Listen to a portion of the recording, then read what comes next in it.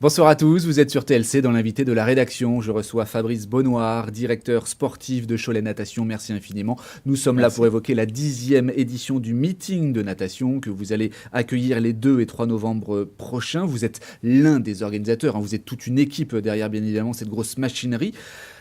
10 ans déjà, est-ce que vous étiez là vous à la première? Ah oui, j'étais là, mais j'étais là en tant que nageur. Ah oui, en tant que nageur. Voilà, donc vous avez fait les deux. J'ai fait les deux. Côté organisation, côté nageur, là en tant que nageur, comment vous l'aviez vécu? Ah non, mais c'était super. C'était la première édition. C'était, il y avait un peu moins de monde. C'était le premier gros meeting en fait que le club de Cholet organisait. Voilà, avec la nouvelle piscine. C'était à la naissance de Glycéo. Et non, c'était vraiment sympa. Et puis là, ça monte en puissance sur les 10 années qu'on suivit. Et là, on espère faire vraiment une belle compétition pour les 10 ans. Oui, puisque vous êtes sur l'organisation du coup depuis 5 ans. Depuis 5 ans, vous êtes directeur sportif, en gros. 5 ans. Donc, en gros, de la 5e édition à la 10e, qu'est-ce qui a changé? Comment ça a évolué ou pas d'ailleurs? Alors, il y a eu beaucoup d'évolutions en fait sur le meeting de Cholet. Tout d'abord, le premier critère, en fait, on a le label national. En fait, c'est un meeting national, donc qui remonte au niveau de la fédération. Donc, on peut accueillir toute la France. Donc ça, c'est vraiment le premier gros critère. Après, évidemment, d'année en année, on s'améliore au niveau de l'organisation. Il y a de plus en plus de clubs de l'extérieur qui viennent au meeting parce qu'il y a une très bonne réputation. Et donc voilà, c'est principalement les gros changements. L'enjeu, j'imagine, en tant qu'organisateur, vous allez m'arrêter si je me trompe, l'enjeu, c'est d'offrir aux spectateurs le plus beau plateau qui soit, j'imagine. Voilà, c'est là où vous bataillez. Et en l'occurrence, pour évoquer ce 10e meeting, en l'occurrence, là, vous explosez les records, puisque vous me disiez hors caméra qu'il y avait 50 nageurs de l'élite française. À titre de comparaison, généralement, il y en a 15 à peu près. Voilà, c'est ça. Là, cette année, on attend une 50aine de nageurs qualifiés au championnat de France. Donc là, ça a lieu à Montpellier cette année, dans 3 semaines. Donc c'est un peu une répétition, justement, pour ces 50 nageurs-là, une répétition à 3 semaines des championnats, dans un bassin rapide. Alors, des fois, il y avait des clubs qui venaient, le club de Brest qui venait, mais pas le club de Massy, ou voilà, des clubs qui se chevauchaient un petit peu. Et là, normalement, on espère attendre tout le monde avec les clubs de Nantes et d'Angers de la région. Donc les clubs de Brest, le club de Massy, le club de Chartres. Il y a des clubs phares en France, ceux que vous citez en l'occurrence. Voilà, c'est ça. Alors Brest, c'est un gros club, là où a été formé Charlotte Bonnet d'ailleurs, en l'occurrence. Donc là, ils vont arriver avec 16 nageurs qualifiés au championnat de France. Donc c'est un pôle France en fait à Brest. Et là, ils sont en stage à Font-Romeu et ils vont revenir par Cholet avant de retourner sur Brest. Ils vont faire une escale d'une journée. En fait, le meeting, ça dure 2 jours. Mais ils vont faire une escale d'une journée le vendredi. Ils vont faire les finales le soir en nocturne. C'est là où il y a le plus de spectacles.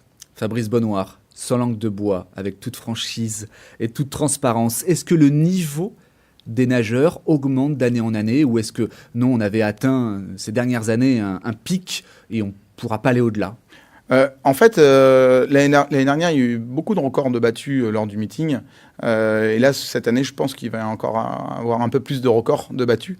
Donc, ouais, on peut dire que depuis la première édition, où c'était le démarrage, là, on a passé vraiment une vitesse supérieure en termes de nombre. On attend pas loin de 500 nageurs.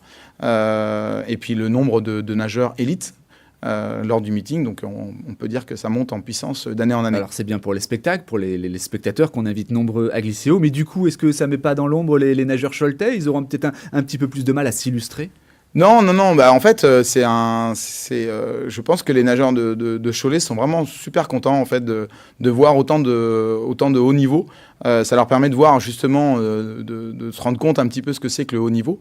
Alors après, à Cholet, on a quand même l'habitude d'avoir des nageurs qualifiés au championnat de France. Là, on va partir avec 3 nageurs au championnat de France à Montpellier. Donc l'année dernière, ils étaient 4. Donc ils ont l'habitude, ils s'entraînent tous les jours avec des filles qui ont fait des podiums au championnat de France au mois de juillet dernier, dont Mégane et puis Zia. On va peut-être en reparler après. Et donc voilà, ils ont l'habitude de côtoyer quand même le haut niveau national et même de rencontrer des nageurs même à Cholet, qui s'entraînent à Cholet, faire des équipes de France. ou des regroupements lors de, comme je disais tout à l'heure, hors plateau, comme vous dites, par rapport à Zia Dupont, qui va partir une semaine avec le collectif Génération Olympique. Donc il sera absente, hein, les 2 et 3 Voilà, novembre. c'est ça, parce qu'en fait, elle part demain à Font-Romeu pour une semaine de stage avec les entraîneurs nationaux, avec le directeur technique national. Et donc là, c'est un regroupement des 24 meilleures nageuses françaises, Génération, alors avec un regard lointain sur les Jeux Olympiques, bien évidemment, à Paris. 2024. Voilà, c'est ça. Énorme quand même, c'est l'une des pépites du club. Voilà. Vous la conservez bien, vous la protégez. Mégane Froin, la pépite que l'on connaît bien évidemment, elle a quitté le club en septembre. Elle reste bien évidemment l'invitée d'honneur, la marraine de cœur du club. Elle sera là, elle, par contre, en revanche. Hein. Oui, alors on l'a su il n'y a pas longtemps que Mégane sera présente lors du meeting. Donc voilà, on est super content de l'accueillir encore. Et puis de toute façon, ça restera. On l'a connue, elle a appris à nager au club, elle avait 5 ans. On l'a suivie tout au long de sa carrière et on espère. Moi, je garde contact avec Mégane. Et puis son nouvel entraîneur à Courbevoie, c'est un ami. Donc je l'ai eu plusieurs fois au téléphone pour savoir comment ça se passait. Et apparemment, ça se passe très très bien. Donc tant mieux. Et c'est une très bonne nouvelle. Fabrice Bonnoir, rendez-vous les 2 et 3 novembre à Glisséo. Merci infiniment et à bientôt sur TLC. Merci beaucoup de nous avoir accueillis.